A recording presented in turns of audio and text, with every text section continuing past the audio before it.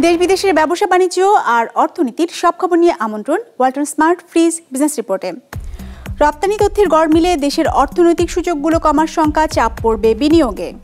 সপ্তাহের ব্যবধানে পেঁয়াজের দাম বেড়েছে 20 থেকে 25 টাকা পর্যন্ত, সরবরাহ সংকটের অজুহাত ব্যবসায়ীদের। চাহিদা অনুযায়ী কর্মী পাঠানো যাচ্ছে না দক্ষিণ কোরিয়ায়, প্রথম 6 মাসে গেছেন মাত্র 1000। এমন সব খবর নিয়ে আমাদের আজকের আয়োজন। 250-টিরও বেশি ডিজাইন অপশন নিয়ে ওয়ালটন স্মার্ট ফ্রিজ, বোঝে আপনার প্রয়োজন। রপ্তানি তথ্যের গড়মিলের কারণে দেশের সকল অর্থনৈতিক সূচক কমতে পারে বলে শঙ্কা জানিয়েছেন বিশ্লেষকরা। এর প্রভাবে দেশি বিদেশি বিনিয়োগে নেতিবাচক প্রভাব পড়তে পারে বলে মনে করছেন ব্যবসায়ী ও অর্থনীতিবিদরা। ভবিষ্যতে এ ধরনের ভুল এড়াতে দেশের স্বাধীন ও নিরপেক্ষ পরিসংখ্যান কমিশন গঠনের পরামর্শ বিশ্লেষকদের। আর ব্যবসায়ীদের দাবি, রপ্তানি তথ্যের উপর ভিত্তি করে যেসব সুযোগ সুবিধা বন্ধ করা হয়েছে সেগুলো ফিরিয়ে দেওয়ার। রায়হান শোভনের রিপোর্টে বিস্তারিত। দেশ থেকে কি পরিমাণ পণ্য ও সেবা রপ্তানি হয় আর রপ্তানির বিপরীতে কি পরিমাণ আয় আসে সেই হিসেব করে রপ্তানি উন্নয়ন ব্যুরো আর বাংলাদেশ ব্যাংক।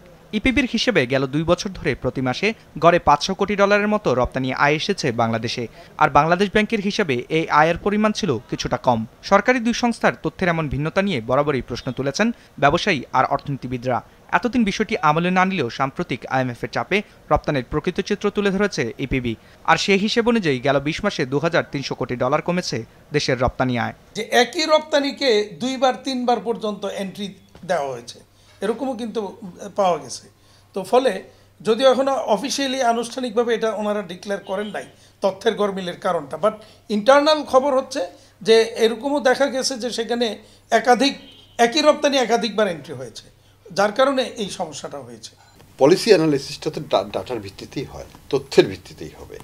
আমি যদি তথ্যটাই যদি আমার ঠিক না থাকে তাহলে সব কিছু উল্টে যায়। এই ধরনের বিরাট অসঙ্গতি যদি হয়, রিভিশন হয়ে যায়, তাহলে আগের যে 10 বছরের কথা বলা হয়েছে সবই তখন প্রশ্নবিদ্ধ হয়ে যায়, সবই তখন ইরেলিভেন্ট হয়ে যায়। এমন অবস্থায় ভুল রপ্তানি আয়ের ওপর ভিত্তি করে এতদিন যেসব নীতি সিদ্ধান্ত নেওয়া হয়েছে প্রশ্ন উঠেছে তার যৌক্তিকতা নিয়ে। ব্যবসায়ীরা বলছেন, পরিসংখ্যানগত ভুলের কারণে বড় মাসুল গুনতে হচ্ছে তাদের। কেননা রপ্তানির এমন চিত্রের উপর ভর করেই কমানো হয়েছে রপ্তানির বিপরীতে নগদ সহায়তা সহ বেশ কিছু সুবিধা, যা আবার ফিরিয়ে দেবার দাবি তাদের। আর বিশ্লেষকদের শঙ্কা, তথ্যের এমন গড়মিলে তৈরি হবে আস্থাহীনতা, যার নেতিবাচক প্রভাব পড়বে দেশি বিদেশি বিনিয়োগে। এই তথ্যের উপর ভিত্তি করে যে সমস্ত সিদ্ধান্ত ইতিমধ্যেই নেওয়া হয়েছে সেগুলি আমরা মনে করি পুনর্বিবেচনা করা, সেগুলিকে বাতিল করা এবং নতুন করে আবারও এটা করা। যেমন নগদ সহায়তার ব্যাপারে যে সিদ্ধান্তটা হয়েছে, দেশের অভ্যন্তরে জনগণের কাছে একটা সন্দেহের সৃষ্টি হচ্ছে, আর অভ্যন্তর আর বাইরে যেটা হচ্ছে আমাদের ইমেজ নষ্ট হচ্ছে, আমাদের দেশের বিনিয়োগ কমে যাবে, আমাদের দেশে উপর বিদেশিদের আস্থাটা কমে যাবে। ভুল তথ্যের উপর ভিত্তি করে এতদিন যেসব অর্থনৈতিক সূচকের হিসাব করা হয়েছে সেগুলো সংশোধনের তাগিদ দিয়েছেন অর্থনীতিবিদরা। পরামর্শ দিয়েছেন সামনের দিনে এমন ভুল এড়াতে একটি স্বাধীন ও নিরপেক্ষ কমিটি গঠনের। ডেটার ক্ষেত্রে এটাকে রাজনীতির ঊর্ধ্বে নিয়ে আসা উচিত, এটাকে হেডলাইন পলিটিক্সে না নেওয়াটাই উচিত।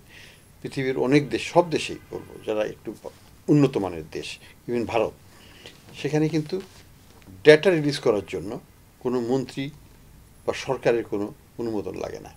এটা টেকনিক্যাল বিষয়। আমার ডেটা কালেকশন হয়েছে, ডেটা প্রসেস হয়েছে, ডেটা যখন আমি কমপ্লিট হয়ে গেছে আমি ওয়েবসাইটে দিয়ে দেব। রপ্তানির সঠিক তথ্য তুলে ধরতে এখন থেকে রপ্তানিকারক সমিতি, শিপিং অ্যাসোসিয়েশন ও সংশ্লিষ্ট দপ্তরের তথ্য যাচাই বাছাই করে রপ্তানির হিসেব প্রকাশ করা হবে বলে জানিয়েছেন বাণিজ্য প্রতিমন্ত্রী। রায়হান শোভন, বিজনেস রিপোর্ট, মাছরাঙ্গা টেলিভিশন। সরবরাহ সংকটের অজুহাতে সপ্তাহের ব্যবধানে বাজারে 20 থেকে 25 টাকা বেড়েছে পেঁয়াজের দর। ব্যবসায়ীরা জানিয়েছেন, বৈরী আবহাওয়ার কারণে দেশে উৎপাদিত পেঁয়াজের সরবরাহ ঘাটতি দেখা দেয়, দাম বেড়েছে। সেই সাথে ভারত থেকে আমদানিতে তৈরি হয়েছে ঋণপত্র খোলার জটিলতা, গুনতে হচ্ছে অতিরিক্ত শুল্ক। হিলি প্রতিনিধি হালিম আল রাজির সহযোগিতায় রঞ্জিবুল মিজানের রিপোর্ট, ছবি তুলেছেন আনোয়ার হোসেন। সপ্তাহখানেক আগে রাজধানীর খুচরা বাজারে প্রতি কেজি পেঁয়াজ বিক্রি হয়েছে 85 টাকা দরে, যা এখন উঠেছে 110 টাকায়। সরকারি সংস্থা টিসিবির হিসেবে জুনের শুরুতেও পেঁয়াজের কেজি ছিল 80 থেকে 85 টাকা, অর্থাৎ মাসের ব্যবধানে দর বেড়েছে 30 থেকে 35 টাকা। প্রতিদিন ট্রাক পেঁয়াজ আসছে কারণ বাজারে, প্রতিদিন ট্রাক পেঁয়াজ আসছে, অথচ দাম কম হচ্ছে না। দাম বাড়ার কারণে আমরা বুঝতে পারলাম কেন যে বাড়লো এটা আমরাও জানি না। পাইকারি বেচার কারণে ওরা বলছে পেঁয়াজ আমদানি কম হচ্ছে, পাটি পেঁয়াজ ছাড়া নাই, তাই একটু দাম বাড়ছে। রাজধানীর খুচরা বাজারের এসব পেঁয়াজ আসে শ্যামবাজারের আড়তগুলো থেকে। সেখানে গেল সপ্তাহে প্রতি কেজি দেশি পেঁয়াজের দর ছিল ৮০ থেকে ৮৩ টাকা। এখন তা বিক্রি হচ্ছে ৮৫ থেকে ৯৮ টাকায়। ভারতে পেঁয়াজের দর ৯০ থেকে ৯৩ টাকা। পাইকারি বিক্রেতারা জানান টানা বৃষ্টির কারণে ব্যাহত হচ্ছে সরবরাহ, ফলে বাড়ছে দাম। তো যারা স্টক করে রাখছে আর কি, তারা ধরেন হয়তো ৭৫ টাকা ৭০ টাকা পেঁয়াজ কিনছে। এই পেঁয়াজ তাদের ওই চাঙে আপনি মিনিমাম ৮-১০ কেজি রাখলে ৮-১০ কেজি ঘাইটে যায়। ঘাটার পরে এটা পড়তেই পড়ে যায় আমার হিসেবে, নাহলে ৮০-৮৫ টাকা পড়ে যায় আর কি। এখন এরা দেখতেছি ইন্ডিয়া থেকে দিতেছে না। ইন্ডিয়া যদি দিত, যদি ট্যাক্সটা না ধরতো, তো খুব বেশি আমার মনে হয় ৫০ থেকে ৬০ টাকা থাকতো বাজে। আমি চাষি, আমার চাঙে রাখছি, আমি ওখান থেকে ৫ মণ নিয়ে যাবো হাটে, আমার দরকার। বৃষ্টি বদলে ভিজা বেরোয় নেয় নাই, আমদানির কারণে কমের কারণে এই শর্টটা পড়ছে। দেশে উৎপাদিত পেঁয়াজের বাইরে চাহিদা মেটাতে নিয়মিত বিরতিতে পেঁয়াজ আমদানি করা হয় বিশ্বের বিভিন্ন দেশ থেকে, যার বেশিরভাগই আসে ভারত থেকে। আমদানিকারকদের তথ্য অনুযায়ী ৪ মে রপ্তানি নিষেধাজ্ঞা প্রত্যাহার করে ভারত। মূল্য নির্ধারণ করে $৫৫০। এর সাথে যুক্ত করে ৪০% রপ্তানি শুল্ক। ফলে সীমান্ত পার হয়ে পেঁয়াজ দেশে আসতে এখন খরচ দাঁড়ায় ৮০ থেকে ৮৫ টাকার মতো প্রতি কেজিতে। আর পরিবহন খরচ দিয়ে ঢাকায় আনতে প্রতি কেজিতে খরচ হয় ২.৫ থেকে ৩ টাকা। ওইখানকার আবহাওয়ার জনিত কারণে হঠাৎ করে কিছুটা পেঁয়াজের দাম ওপারেও বেড়েছে। পাশাপাশি বাংলাদেশে আবার ইম্পোর্ট ডিউটি আছে। এটা নিয়ে আমাদের ১ কেজি পেঁয়াজ ভারত থেকে নিয়ে আসতে এখন পড়তা পড়ে যাচ্ছে ৮০ থেকে ৮৫ টাকা কেজি। এতে আসলে পড়তা হচ্ছে না। বিধায় ইচ্ছা থাকলেও আমদানিকারকরা তারা কিন্তু আমদানি করতে পারছে না। ব্যবসায়ীদের হিসেবে ঘাটতি দেখা দিয়েছে যোগানেও। হিলি স্থলবন্দর দিয়ে স্বাভাবিক সময়ে দিনে ৫০ থেকে ৬০ ট্রাক পেঁয়াজ আমদানি হলেও এখন তা নেমেছে ১ থেকে ২-তে। ব্যবসায়ীরা বলছেন আমদানিতে চাহিদা মতো ঋণপত্র খুলতে না পারায় এমন পরিস্থিতির সৃষ্টি হয়েছে। এলসিটা এত কম হচ্ছে যে 100% টাকা দিয়ে যাদের মর্গেজ কিন্তু লিমিট আছে ব্যাংকে, তারাও ফ্যাসিলিটি ব্যাংক দেয় না। ইন্ডিয়া এককভাবে রাজত্ব করতেছে। যদি বহির্বিশ্ব থেকে মাল আসে সেক্ষেত্রে কোনো ব্যাপারই না দাম কমার। দেশে পেঁয়াজের চাহিদা বছরে প্রায় ২৫ লাখ টন, যার প্রায় ৭০% আসে স্থানীয় চাষ থেকে, বাকিটা আমদানি করতে হয়। রঞ্জিবুল মিজান, বিজনেস রিপোর্ট, মাছরাঙা টেলিভিশন। চাহিদা অনুযায়ী কর্মী পাঠানো যাচ্ছে না সম্ভাবনাময় শ্রমবাজার দক্ষিণ কোরিয়ায়। চলতি বছর ১১,০০০ কর্মীর চাহিদার বিপরীতে ৬ মাসে গেছেন মাত্র ১,০০০। এর জন্য ভাষাগত ও দেশটিতে কর্মী পাঠানোর দায়িত্বে থাকা সরকারি প্রতিষ্ঠান বয়েসেলের অদক্ষতাই মূল কারণ বলছেন সংশ্লিষ্টরা। মাসিক রাতের রিপোর্টে বিস্তারিত। কর্মীদের যেতে টাকা লাগে না দক্ষিণ কোরিয়ায়, জানতে হয় দেশটির ভাষা। যাওয়া যায় শুধু সরকারি প্রতিষ্ঠান বয়েসেলের মাধ্যমে। মাসে বেতন অন্তত ১,৭০,০০০ টাকা। উৎপাদন খাতের পর মৎস্য, নির্মাণ ও জাহাজ শিল্পে বাংলাদেশিদের কাজের সুযোগ দিচ্ছে দেশটি। তবে সম্ভাবনাময় শ্রমবাজারটিতে চাহিদা অনুযায়ী কর্মী পাঠানো যাচ্ছে না। গেল বছর ১০,০০০ কর্মীর চাহিদার বিপরীতে গেছেন ৫,০০০ কর্মী। এবছর কোটা বাড়লেও কর্মী যাওয়া কমেছে। ১১,৫০০-এর বিপরীতে এ পর্যন্ত গেছেন মাত্র ১,০০০ জন। এবার আমাদের সর্বোচ্চ দ্বিতীয় বৃহৎ কোটা ১১,৫০০। ১৬টি দেশের ভিতর বাংলাদেশের অবস্থান দ্বিতীয়। এটা শুনতে আমাদের অত্যন্ত আনন্দ লাগে, কিন্তু আমাদের কষ্টের জায়গাটা এখানে আমাদের কিছু কিছু কর্মী ওখানে যে কর্মস্থল ত্যাগ করে, এবং এই ত্যাগ করলে এই কোম্পানিগুলো অনেক কষ্ট করে কিন্তু একজন কর্মীকে নিয়োগ দেয়। প্রত্যেকটা কর্মীর পিছনে একটি কোম্পানি যাওয়ার আগে ১ থেকে ১.৫ লক্ষ টাকা খরচ করে। কিছু কিছু কর্মী দেখা যায় ২ মাস ৩ মাসের ভিতর কোম্পানি ছেড়ে চলে যাচ্ছে, এবং এই চলে যাওয়ার কারণে ওই কোম্পানিগুলো তখন আর বাংলাদেশ থেকে কর্মী নিতে চায় না। যেহেতু দক্ষিণ কোরিয়ায় ১৬টি দেশ আছে, এইখানে আমাদের কোটা থাকা সত্ত্বেও আমরা কোটাগুলো পূরণ করতে পারছি না। কম কর্মসংস্থানের জন্য বয়েসেল কর্মীদের দায়ী করলেও এর জন্য সরকারি প্রতিষ্ঠানটির সক্ষমতা ও দক্ষতার অভাব অন্যতম কারণ বলছেন সংশ্লিষ্টরা। প্রবাসী কল্যাণ প্রতিমন্ত্রী জানিয়েছেন সমস্যার সমাধানে পদক্ষেপ নেওয়া হয়েছে। আমরা আরও দক্ষতা অর্জন করেছি, সেই হিসাবে আমাদের যে কোটা আছে সেই কোটা পূরণ করতে আমরা সক্ষম হব ইনশাআল্লাহ, এবং আমরা সেই দক্ষতা অর্জন করেছি এবং দক্ষ শ্রমিক প্রেরণ করব। বিএমইটিগুলো আমাদের কাজ করতেছে। দেশটিতে যাওয়ার অনুমতি পাওয়া আরও প্রায় ২০০ কর্মীর চূড়ান্ত প্রশিক্ষণের সমাপনী অনুষ্ঠানে জানানো হয় গেল ১৭ বছরে দক্ষিণ কোরিয়ায় গেছেন ৩৪,০০০ কর্মী। তবে বেসরকারি রিক্রুটিং এজেন্সিগুলো দেশটিতে কর্মী পাঠানোর সুযোগ পাচ্ছে না। মাশরুক রাহাত, বিজনেস রিপোর্ট, মাছরাঙা টেলিভিশন।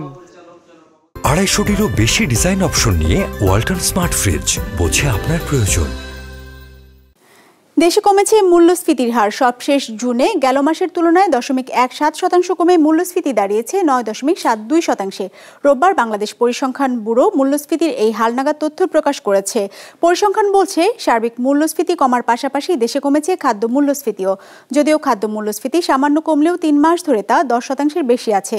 জুন মাসে খাদ্য মূল্যস্ফীতি হয়েছে 10.42%। একই সময়ে খাদ্য বহির্ভূত পণ্যের মূল্যস্ফীতি কমে 9.15%-এ নেমে এসেছে, যা 1 মাস আগে ছিল 9.19%। বিবিএসের তথ্য অনুযায়ী মে মাসের তুলনায় জুনে গ্রামীণ ও শহর উভয় এলাকায় মূল্যস্ফীতি কমেছে। বৈশ্বিক বাণিজ্য ব্যবস্থাকে পুরোপুরি ডিজিটাল করা গেলে শুধু ব্যবসার খরচই কমবে না, এর স্বচ্ছতা ও জবাবদিহিতাও নিশ্চিত হবে। একই সাথে বাড়বে প্রতিযোগিতার সক্ষমতাও। আর তাই বৈদেশিক বাণিজ্যের প্রতিটি ক্ষেত্রে সরকারকে স্বয়ংক্রিয় ব্যবস্থাপনা নিশ্চিতের তাগিদ দিয়েছে ইন্টারন্যাশনাল চেম্বার অব বাংলাদেশ। রোববার রাজধানীতে সংগঠনটি আয়োজিত এক গোলটেবিল আলোচনা থেকে এসব কথা জানানো হয়। আমদানি হোক কিংবা রপ্তানি, বৈদেশিক বাণিজ্যের একটি চালানের প্রক্রিয়া শেষ করতে গড়ে 50 থেকে 200টি নথি দাখিলের দরকার পড়ে সরকারের সংশ্লিষ্ট দপ্তরগুলোতে। এতে শুধু সময় আর শ্রমেরই বাড়তি খরচ হয় না, ঝুঁকি বাড়ে কারসাজিরও, যার পুরোটাই এড়ানো সম্ভব শুধু বাণিজ্যের পুরো প্রক্রিয়াকে অটোমেশন বা স্বয়ংক্রিয় ব্যবস্থাপনার মাধ্যমে। This is like a turning point in the country's development, and so it is absolutely the right time to look at how do you really push through that LDC status to middle income and move into digitalizing one of the key drivers of growth in Bangladesh, which is the export economy. বৈঠকে বলা হয়, প্রতি বছর সাগরপথে বাণিজ্য সংশ্লিষ্ট 4.5 কোটি নথিপত্র লেনদেন হয়। অনলাইন বিলিং বা ইবিল ব্যবস্থা চালু করলে যার পুরোটাই বন্ধ করা সম্ভব। গবেষণা সংস্থা ম্যাকেনজির হিসেবে বিশ্বজুড়ে 100% অনলাইন বিলিং চালু করা গেলে বছরে বৈদেশিক বাণিজ্যের পরিমাণ বাড়বে 3 থেকে 4,000 কোটি ডলারের মতো। আর এর বড় উপকারভোগী হবে বাংলাদেশের মতো উন্নয়নশীল দেশগুলো। Digitalizing international trade in Bangladesh has the potential to significantly boost the country's economic growth by enhancing efficiency, reducing costs, increasing transparency, and expanding market access. These benefits will further solidify Bangladesh's position in the global trade landscape and contribute to sustainable economic development. Smart বাংলাদেশের একটা component আমাদের এই আন্তর্জাতিক বাণিজ্য, যেটা ওনারা বলেছেন এটাকে ডিজিটালাইজ করতে হবে, সেটা করতে হবে। যে জিনিসটা আমি বলেছি যে এটা শুধু আমাদের উপরে নির্ভরশীল নয়, এটা কিন্তু যে দেশের সাথে আমি ট্রেড করছি তাদের উপরেও, তাদেরকেও এটা করতে হবে। অনুষ্ঠানে প্রধানমন্ত্রীর বিনিয়োগ উপদেষ্টা কথা বলেন সম্প্রতি রপ্তানির হিসেবের জটিলতা নিয়েও। দাবি করেন, রপ্তানি উন্নয়ন ব্যুরোর তথ্যে ভুল নেই। আমি কিন্তু বিশ্বাস করি ইপিবি এটা যেটা করেছে কোনো ভুল করে নাই, ঠিকই করেছে। আমি যখন এক্সপোর্টটা করেছি, আমি গার্মেন্ট যে ভ্যালুটা এক্সপোর্ট করেছি সে ভ্যালুটাই, আমি সুতা আর কাপড়টা টাকা দিয়ে আনছিলাম না বিনামূল্যে পেয়েছিলাম, সেটা ইজ নট ইম্পর্টেন্ট। আমার এক্সপোর্ট ভ্যালু কত হয়েছে, তো সেটা একটা অ্যাডজাস্টমেন্ট। সেখানে যে সমস্যাটা হয়, যখন ইপিবি দেখায় পুরো মূল্যটা, কিন্তু আসলে পুরো মূল্যটা আমি পাবো না, আমি শুধু সিএমটি পাবো, তখন বাংলাদেশ ব্যাংকের সাথে একটা অসমন্বয় হয়ে যায়। বাংলাদেশ ব্যাংক ভাবে কি আমার পুরো মূল্য আসবে, যখন কম মূল্য আসে তখন তারা ভাবে, তো ওই একটা অ্যাডজাস্টমেন্ট বাংলাদেশ ব্যাংক আর ইপিবির মধ্যে করতে হবে। শীঘ্রই হিসেবের এই জটিলতার একটি স্থায়ী সমাধান হবে বলেও জানানো হয় অনুষ্ঠানে। জাহিদ সেলিম, বিজনেস রিপোর্ট, মাছরাঙা টেলিভিশন।